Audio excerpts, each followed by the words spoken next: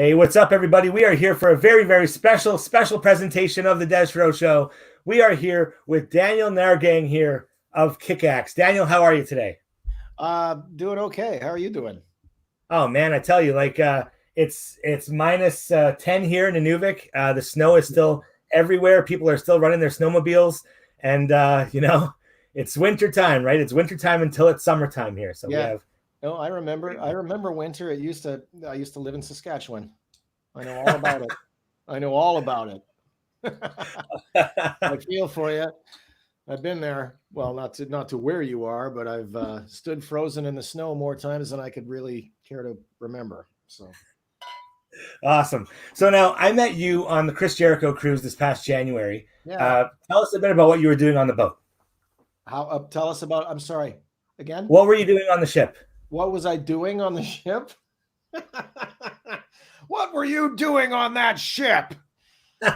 What I was doing on that ship was I got to play with Kickaxe, and we got to play 3 live shows for a boatload of crazy people, and it was a lot of fun.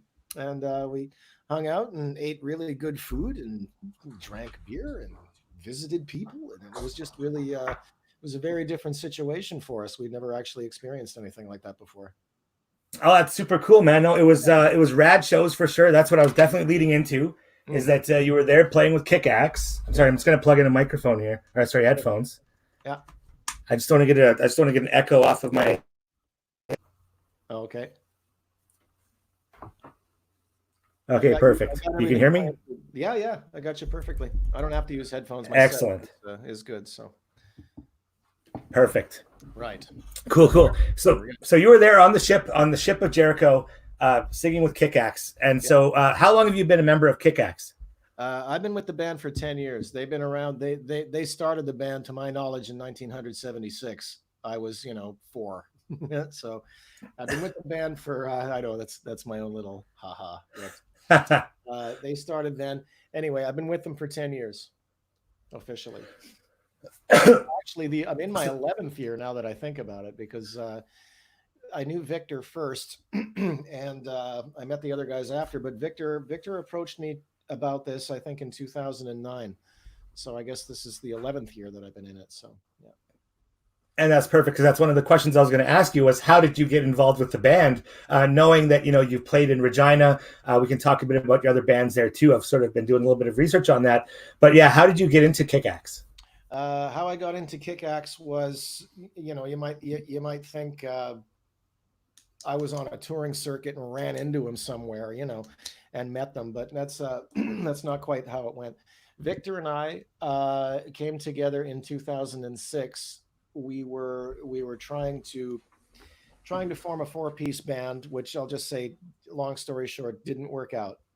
And so Victor, that's where I met him, and him and I we were just always on the same page right off the get go. So when that project fell down, Victor had been talking to the other fellas out here on the coast, and then he approached me one night and said, you want to sing for Kickaxe? And I said, sure, because Victor was a friend of mine by that time, and I was singing in this band with him before, and he was playing his bass, and I was playing some guitar on that as well. But he got a load of what I do, and what my capabilities are, my capacities, and he just thought that we could probably make something work. So that's really how it started.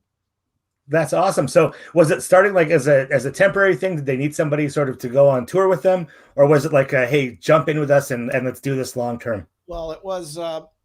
I could back up and say that the fellas got together years before, in 2004, with Victor's brother Gary, uh, on vocals, and they actually cut a record. They actually did a record called Kickaxe 4, and it's good. And I'm actually, you know what? Actually, I'll even say this: I'm actually a fan of the band, so it actually kind of helps that I'm in it. But um, yeah, I know it's kind of funny, but they had Gary Langan singing, and in 2004, and it went the way it went, and it wasn't a large campaign. I'll put it that way. It wasn't a large big campaign to relaunch the band, but just it was they did that record for themselves, and there was there was a reunion tour that they did do in Canada, and things moved.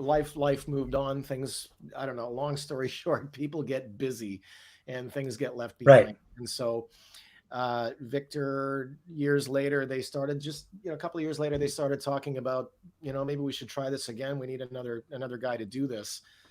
Well, that's when I met Victor. So That's awesome. on So and on. then, well, so the band now, like, so Kick-Axe, you already knew who they were. You knew the library, so it was sort of like an easy fit for you then, I guess, to get Well, in I with knew, that. well, I knew exactly who they were because I saw them along with a lot of other guys that I still know.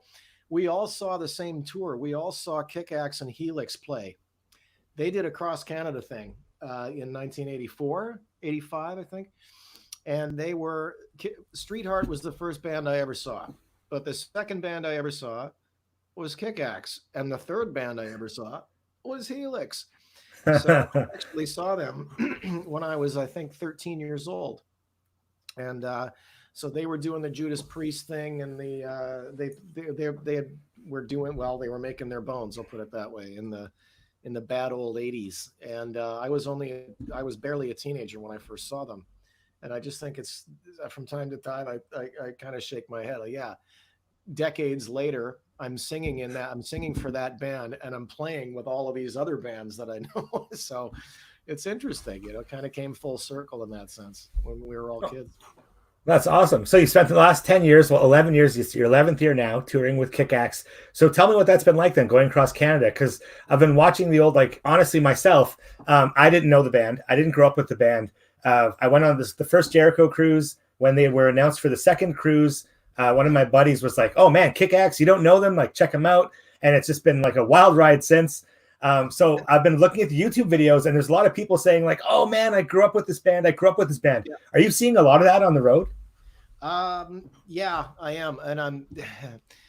There's been some funny moments about that actually when we're out we could be anywhere, and people still think I'm George.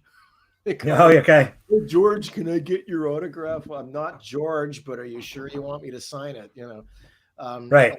A lot of people from back then, some of them get a little hung up on the fact that the original, like the recording vocalist George Kristen, Right. isn't in the band. Well, accept the fact that one of your favorite bands had to make a change just to exist, and Yes. you should just dig it for what it is. At least you still have one of your favorite bands. Exactly. At the rate people are dropping off the last 10 years, but I think it's interesting that way, that people will come to you, they'll come to me rather, and they'll start talking about something that happened at the Black Night in 1986, and I can't just say, hey, guess what? I wasn't there, but I'm glad you had a good time, Right. I have to play through it like, yeah, that's cool, man, because I do play it that way because they have this history and they all had so much fun. And I have to acknowledge that because I hear lots of stories from that time, and I'm kind of glad I wasn't there. Well, I imagine, because like I imagine that now you've got like somebody, because I'm 37, you've got somebody my age coming up to you at a show saying, "Hey, my mom says that my dad was the singer of Kick-Axe, and now I'm here for dues." Well, I don't know. Maybe I should leave that subject the hell alone. But I'm not one to tell the stories. They're not my stories, are they? Right. Well, that's it. They're not my stories, so I'd be talking shite, and people I don't know. So Oh no, exactly, and that's what I want to talk to you about, though, is sort of to get into your history, because obviously you're with Kick-Axe now, but you weren't with the band originally. So I want to talk to you about how you got there and the band you were with before them, and sort of Regina and the heavy metal scene there. What was it? You're asking me a long old question. I don't know where to start there, actually.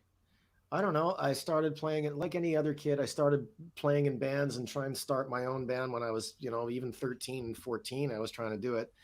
Right. A couple of high school bands, they come and go, things fall apart, et cetera, et cetera.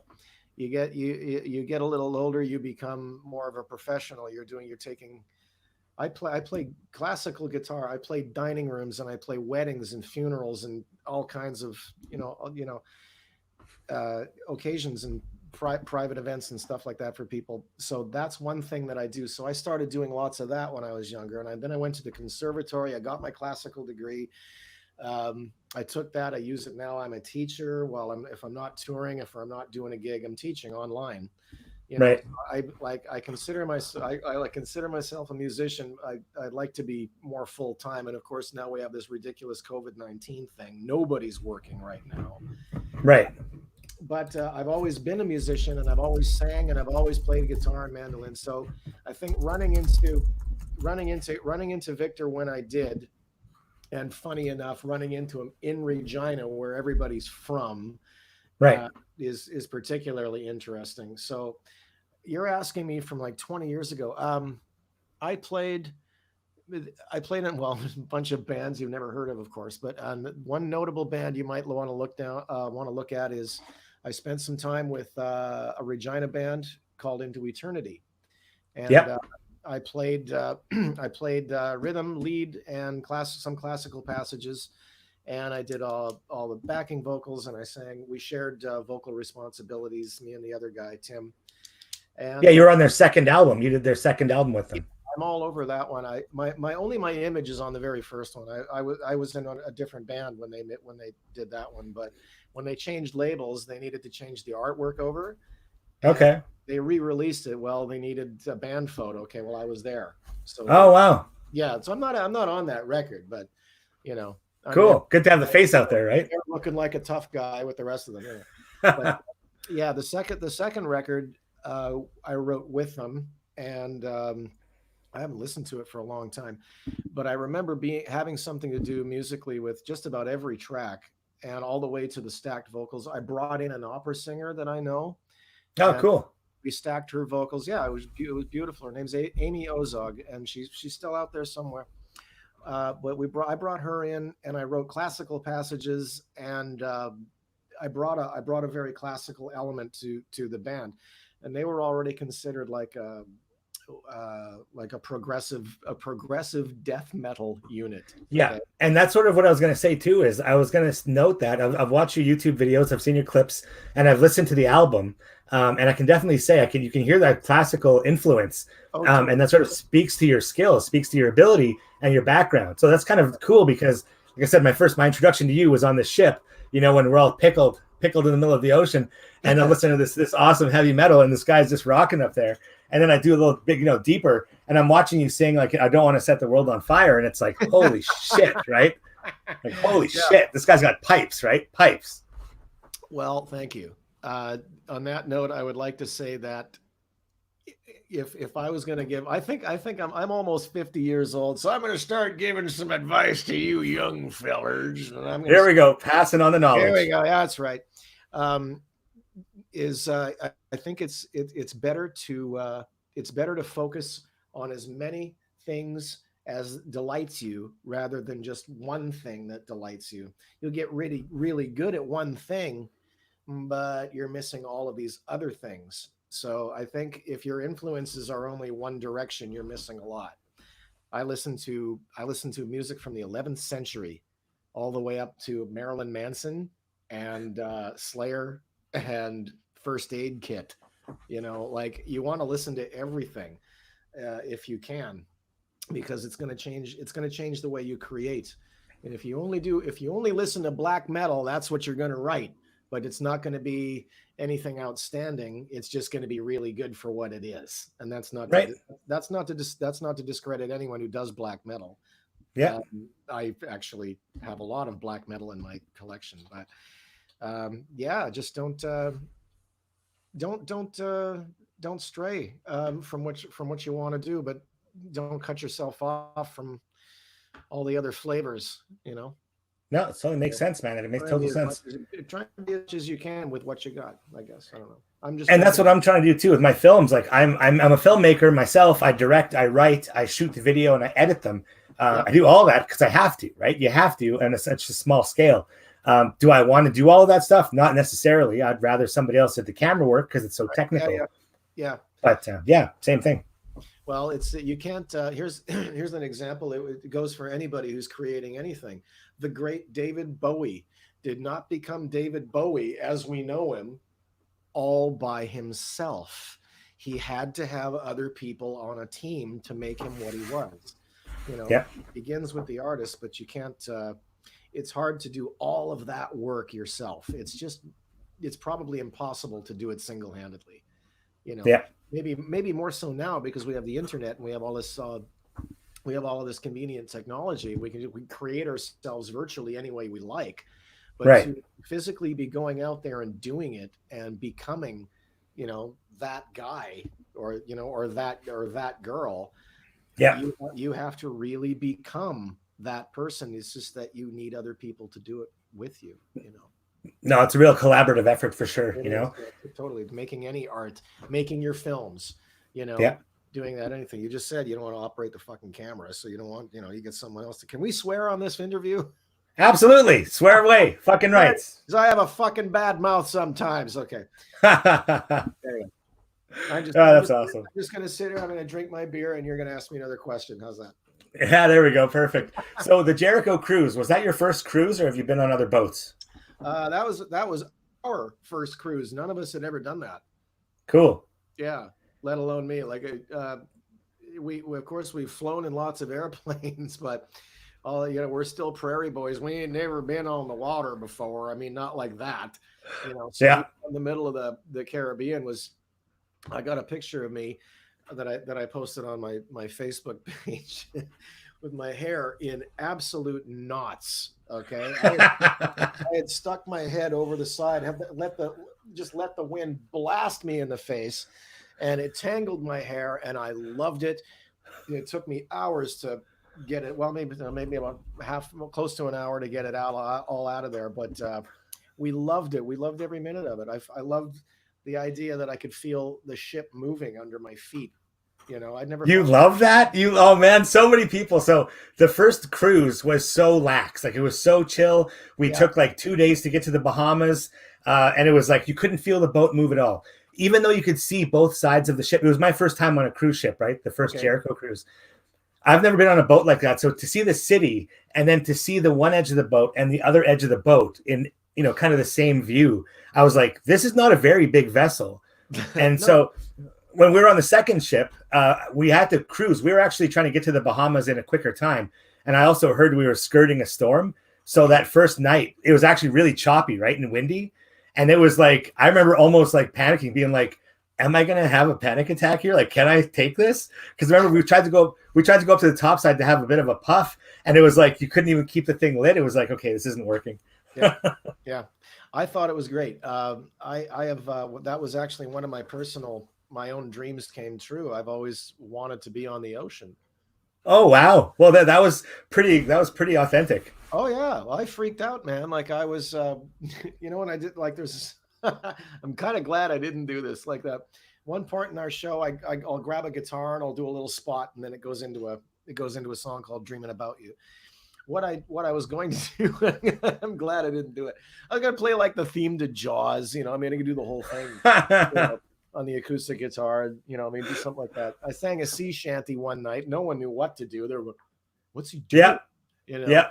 I remember that one. Yeah, well, that was a good old Canadian Stan Rogers number, Yeah, no, that was it. And it was just, I remember because we all had our beers and it was just like, can this get any more like at sea right now? Yeah, like exactly. Well, that's why I said, what I stood up there, I put the guitar on, and I even said, no, we're all at sea, but no one's done a sea shanty yet, so I'm going to. Yeah, yo ho ho and a bottle of rum. Yeah, I kept saying that. Yeah, you guys all joined in, and a bottle of rum. I mean, who doesn't love that? I mean, that's right. That's fun. That's playing to the audience for sure. That's knowing your audience right there. The whole thing about performing is that you want to get your music right, but the whole thing is the performance. Out there. That's why you gotta get these people. You have to command them. When you walk it politely, command the people. Suggest they do. You can do anything you want. Sometimes you have to get a little abusive with them to get a reaction. But, a lot of time, because they do respond, and the more the merrier. It is true. It is hard, hard, hard to play to 4 people. It's Oh yeah. way easier to play to, 8, 10,000, which we've done. It's a lot of fun. You know, Yeah. you have to perform to the people. Alice Cooper, perfect example. Perfect example. He's always got a killer band. He's a total professional. He puts his point across, but he puts it across to the individual all night. That's what you have to do. That's part of Yeah. becoming that guy. That's why you idolize a guy like Alice Cooper, because there's only one of them, but Right. you aspire to be as great, one day. It's always in your mind, you know. Or Man, I'm that's so fucking or rad. I'm talking through my ass. I can't decide. Well, this is great. This is great to see in a performer. That's what you want to see, right? You want to hear that passion from somebody who's out there as the front man, who's out there leading that. That's great. Yeah, yeah, yeah. Because it's from you to the audience and then back again. I don't know if you've ever. I don't know if you ever explain. I don't want to get all weird and cosmic about this, but there is an energy that it's thrown back and forth between you and the audience, Yeah. and sometimes you feel it all at once, and sometimes you feel it just right here, like it's sometimes like you feel it like it's just for you. It's going back and forth to either this person or all of these people or everyone all at once, and there's different points of that through the night while you're performing. uh, Cool. when you're having a good show. Right. When you like say I'm having technical problems one night singing or whatever, it's a lot of times people will tell you, oh, no one noticed well, I did. Yeah. I noticed how I sang. I'm glad you didn't, because that means I was entertaining you. That means it means I was doing the other half of my job.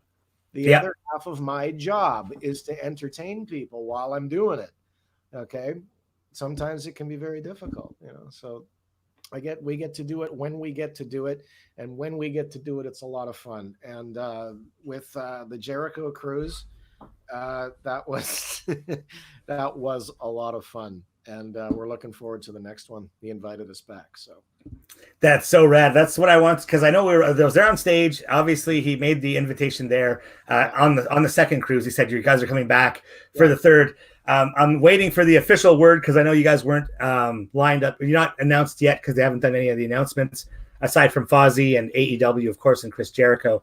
yeah. So I can't wait for the official announcement for sure. But that's so rad, man. Because like I said, I'm brand new to the music, so to hear it in the albums and then to hear it live with you guys and the energy that you brought to it, it's just fucking cool, man. It was super rad. Yeah, great.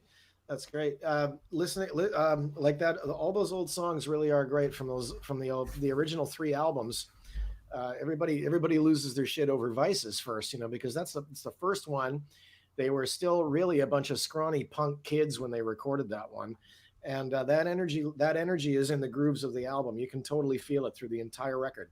Yeah. Song, and that's so if you can carry that energy out of an album onto the stage, and even more so because it's so fucking loud and there's lights and it's just, the energy is like totally different. The production's there. Yeah. People get totally psyched for that shit, man. Make no mistake.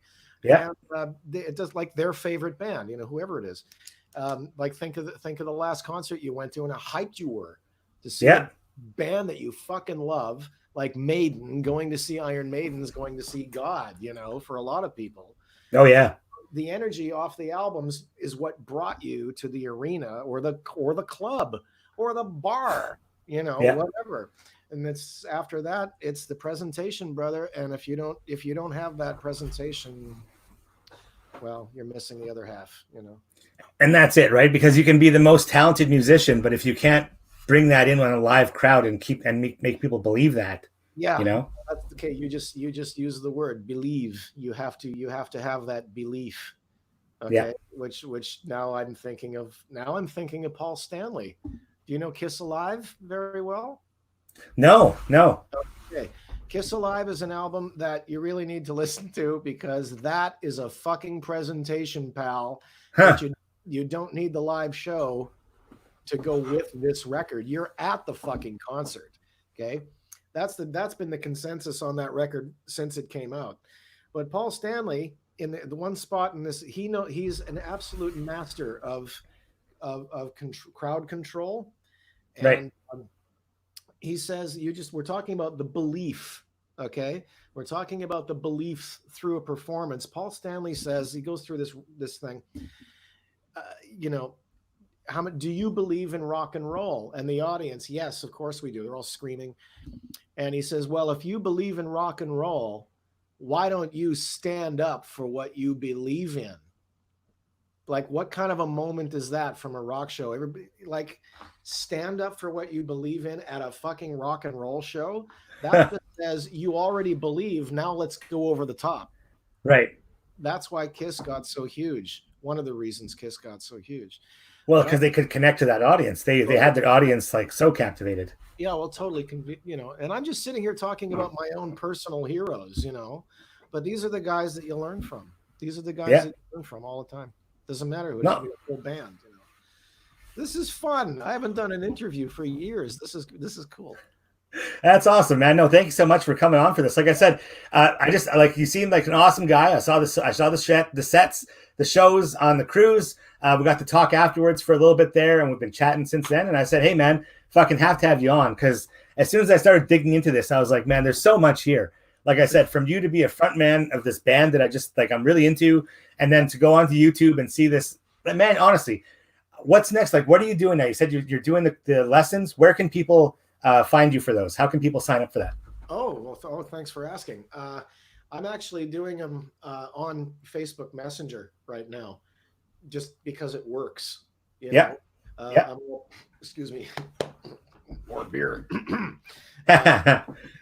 Just because it works. And so, like, I work out of a shop here in Vancouver.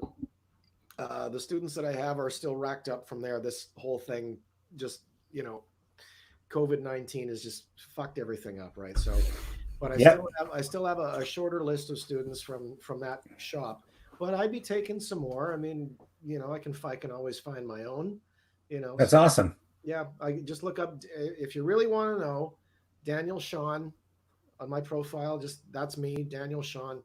Hit me up if you want to do lessons. I'd be happy to accommodate you. And that's on Facebook. So yeah, just do it on Facebook. Yeah. Awesome, man. Cool. So just look you up on Facebook. That's wicked, man. Yeah, that's easy. So yeah. Cool, man. Cool. So now I'm looking on the Kick-Axe website, and I'm seeing you guys were supposed to be in Prince George this August. Is that still happening? Well, nothing's happening, pal. I guess, yeah. Apparently, the word is no live entertainment of any kind until the fall of 2021. That's the word. That's the word.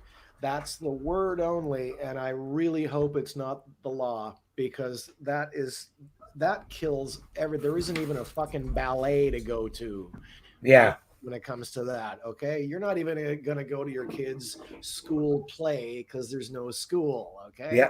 Yeah. So the shit we're in right now, we've never been here before. So this is interesting. Well, I mean, like, I just read in the news today that Alberta is looking to open up in the first week, or partially open up again in the first week of May, right? So, I mean, as far as how wise of a decision that is, that's on its own. But I mean, I'm hoping that. Like, who can say? Because there's so many, not without. I don't want to get into a whole big hive about this. Obviously, it's a big sand trap. No. But like, obviously, there's a lot of speculation about second and third waves. How long can this last? And what's it going to be like, especially given like the United States, like mass populations. What's it like in Vancouver right now, where you are? Like, can you go outside and stuff, or how's it? We started on the fucking United States. And how they're handling it. What's happening in Vancouver, did you say? Yeah. There is minimal activity on the street, but people are, you still got to get out. Still got to get out. I'm isolating really heavily, and I have no problem doing it, but even I have to get outside. So what I'm trying to do is invent an excuse to go out to do something. I need to buy, I need an excuse to go to Safeway. Okay. Yep. It's not like I'm going to go out, buy one thing at a time just so I can keep going out or anything. But right. But I'm getting stiff with inactivity. I sit here too much, doing this shit on the computer, and and I'm sitting down teaching lessons. I'm sitting down at the recording console. I'm sitting down, and I'm sitting down. So I need to get moving. And a lot of people are obviously in the same boat. People are starting to get restless, pal. This is week number 6 for me, you know. Wow. Yeah. So people here are still hiding away, but we're getting itchy, man, you know. You just feel it. Yeah, I believe it. Here up, like we're lucky. I live in a town of 3,000 people. We're fairly spread out as it is. Yeah. So, like I think we've had one case in our community itself. You did really? You got one? Yeah, we had 5 in the territory so far. Oh wow! I'm really surprised because of where you are. That's wow. Okay. Well, there's 3 territories in Canada, right? Yukon, Northwest Territories, and then Nunavut. Yeah. So what Nunavut was doing, because there's no actual highways into Nunavut, they were making people quarantine for 14 days in Winnipeg or Ottawa. So you couldn't even get into the province or the territory without quarantining. They kind of did it a little bit backwards here in that they let people into our capital city and our community, which are like regional hubs, and then you have to stay here in quarantine. So that kind of made a little bit of, there was no contact spread. Like some people brought it in with them, but nobody caught it from them, right? Yeah. Okay. Like we were able to contain it like that. Yeah. So the 5 cases that we did have were all brought in and then they just went away. So. Yeah. Okay. Well, good for you. Yeah. I don't know the exact numbers. I'm trying not to watch the news, you know. Right. Yeah. Really trying not to watch the news, but so I don't know what the numbers are here, like in our single province, or the number for Canada, you know, to date. I don't know, but I do know that everything is still shut down, and there are a couple of places open, takeout, delivery. Yeah, but very, like, just not like anywhere else, is very minimal activity. Everybody's laying low, you know. Yeah. Well, I mean, like it's tough because I mean, again, this could be a whole conversation on itself. But a lot of people, it depends on how you're taking it. Some people are thriving in this, and like myself, I have a very creative job where I sit in the front of the computer and I write stories. That's my whole gig. Cool. So yeah. I'm here already. I was working from home for a couple of weeks before my office was shut down to the public, and we all had to go home. Yeah. So it was kind of like, yeah, I'm already here. Like I've got my little 25 key mini keypad in my keyboard here, so I'm trying to do some music and stuff. I'm fucking around, but then I've got other friends of mine who, and luckily, luckily I'm blessed in that my wife and myself, our wages haven't been impacted, right? Okay. But I've got friends of mine who have lost jobs and now they're on income support and they're waiting for money and support. So it's very different. This is like, what did somebody say? We're not in the same ship. We're in the same storm, but we have different ships, right? Like it's crazy. Yeah, well, that might be a good way to put it. Yeah. I keep thinking of the homeless guy. Yeah. Yeah. What does he do? The people, and it's so here actually in our community, the support has been crazy from the territorial government, the municipal government really come together. Our homeless population actually, the old college residence, that the building that was being used for the college residents is now being used as the homeless shelter. Okay. So now they're actually bringing people in. And then like, it's just, man, but like it's crunching things like food banks, like all over the place. You know what I mean? Like a lot of places are getting stretched really thin right now. Absolutely. It has messed up absolutely everything. Everything that it hasn't touched yet, it will. Yeah. Like everything is ass backwards right now. Everything. No, absolutely. Everything. So, your next question might be, what is Kick-Axe doing? Well, what's any band doing? Yeah. As just to bring it back to the interview, if I may. Yeah. Is that we would all be quarantining. Everybody's cut off from each other. We can't even jam. Nobody can jam. I have my own band again, and we can't even do anything. So hopefully, what we're doing individually is creating something in the middle of all of this shit. Because what else are we gonna do? What else are we gonna do? What else are we gonna do but try and create something? If not to amuse ourselves, but maybe for something later, so try to invent something all the time, and that's it. And that's exactly it. Create and talk to people, right? Stay communicated. I'm actually talking to Brian, hopefully next week. So I'm hoping actually, Yeah, talk to Brian about the history of Kickaxe here. So I'm Oh, hoping that'd be that'll be good. a good Yeah. talk. Oh, yeah. Maybe you. Did you meet Brian on the ship? You did. I did. Yeah. Yeah. Okay. Well, that interview is going to be really, really funny, buddy. So just get ready. Excellent, man. Excellent. Excellent. It'll be Cool. great. Cool. Yeah, I don't know if Brian's ever done an interview like that before, but usually it's Victor. Victor does a lot of them. Did you get a hold of That's him? what I figured. I haven't talked to Victor yet. Victor said he'd be cool to talk, but we'll talk about it. But I figured it'd be cool to sort of spread it around too, because I was watching the old videos, man, and it's like you could just watching the old was it Ready to Rock, and it's like these guys were just these young bucks just Oh, yeah. giving her out there, man. I loved it. Brian was like a stocky fucking guy's built like a bull, you know. And when he was 24 years old, he's all just fucking strapped, you know, like that's all he did. He was a fucking drummer. And oh yeah. And so those videos, I mean, like we were talking about energy before, that energy comes through on those video images too. Yeah. Much music videos. Oh man, the old MTV days, right? Oh my gosh. Back when MTV meant music television instead of MTV, you know. Right? Exactly, now man. it's a Exactly. fucking brand. That's all it is now. There's no music on MTV anymore. Well, that's what we're doing here now. That's what we're trying to do with Cabin Radio, with my program. We're trying to bring the music back. We're trying to bring it to a new audience here in the NWT, which is what I'm so happy. I'm so razzed that we could bring you here on the show for, man. So thank you very much for coming on here today. Oh, great. Well, no, thanks for having me over. I haven't done an interview like this at all since I was Into Eternity. That's pretty funny. That was 20 years ago, man. Oh man, well, like I said, we're gonna have more chats like this. I'll definitely anything you want to talk about, man. I'm definitely down to give you a platform here. I've got listeners in the NWT who are digging your guys' music. So, like I said, man, let's bring it on. Oh, that's great. Well, that sounds good. I come back and talk again. That's awesome. Thanks, man. Awesome. So, Daniel, thank you so much for coming on. Check them out. Kickaxe. We'll have the information on the bottom of the screen here. So, thank you again for your time, brother. Yeah, no problem. Thanks for having me over. Cheers a lot.